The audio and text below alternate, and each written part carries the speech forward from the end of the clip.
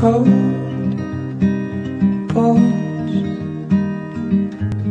Yeah, that's my. Hello friends, ನಾನು ಮಳವಳ್ಳಿ ಮಂಜ. ಈ video ಏನಪ್ಪ ಅಂದರೆ, ಮತ್ತೆ ಈ ಹುಣಸೂರಲ್ಲಿ ಒಂದು 5 ನಿಮಿಷ ಸ್ಟಾಪ್ ಮಾಡಿದರು. ಮಾಮೂಲಿ ಏನು ಬಸ್ಗಳನ್ನ ನಿಲ್ಲಿಸ್ತಾರೆ ಹಂಗೆ ಹೋಗಿ ಅಲ್ಲಿ ಟಿ ಸಿ ಕೆಲಸ ಏನು ಮಾಡ್ಕೊಳ್ತಾರಲ್ಲ ಆ ಥರ ಒಂದು 5 ನಿಮಿಷ ನಿಲ್ಲಿಸಿ ಮತ್ತೆ ಸ್ಟಾರ್ಟ್ ಮಾಡಿದ್ರು. ಮತ್ತು ಈಗ ಮೈಸೂರಿಂದ ಹುಣಸೂರು ಹೋಗಿ ಹುಣಸೂರಿಂದ ಪಿರಿಯಾಪಟ್ಟಣ ಹೋಗ್ತೈತೆ. ಇದು ಪಿರಿಯಾಪಟ್ಟಣಕ್ಕೆ ಹೋಗ್ತಾ ಇರೋದು, ಅಂದರೆ ಹುಣಸೂರು ಬಸ್ ಸ್ಟ್ಯಾಂಡಿಂದ ಪಿರಿಯಾಪಟ್ಟಣಕ್ಕೆ ಹೋಗ್ತಾ ಇರೋ ವಿಡಿಯೋ ಇದು.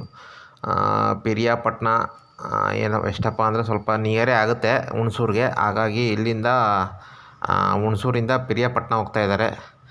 ಪಿರಿಯಾಪಟ್ಟಣಕ್ಕೆ ಒಂದು 3/4 ಗಂಟೆ, ಹಾಫ್ ಆನ್ ಅವರ್, ಒಂದು 3/4 ಗಂಟೆ ಆಗ್ಬೋದೇನೋ. ಓಕೆ, ಅಲ್ಲಿ ಗಂಟೆ ಹೋಗ್ತಾರೆ, ಅದನ್ನು ವೀಡಿಯೋ ಮಾಡ್ತಿದ್ದೀನಿ. ಬಟ್ ಅಲ್ಲಿ ನೋಡಿ, ಅಲ್ಲಿ ಹುಣಸೂರಲ್ಲಿ ಮಳೆ ಇರಲಿಲ್ಲ, ಮೈಸೂರಲ್ಲಿ ಇತ್ತು ಮಳೆ, ಮತ್ತು ಹುಣಸೂರಲ್ಲಿಲ್ಲ. ಮತ್ತು ಈಗ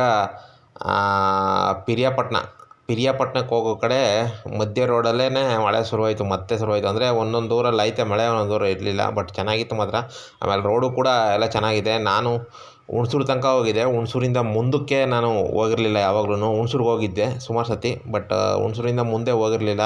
ಬಟ್ ಅವಾಗೆಲ್ಲ ಬಸ್ಸಲ್ಲಿ ಹೋಗಿರಲಿಲ್ಲ, ಗಾಡೀಲಿ ಹೋಗಿದ್ದೆ, 2 ವೀಲರಲ್ಲಿ.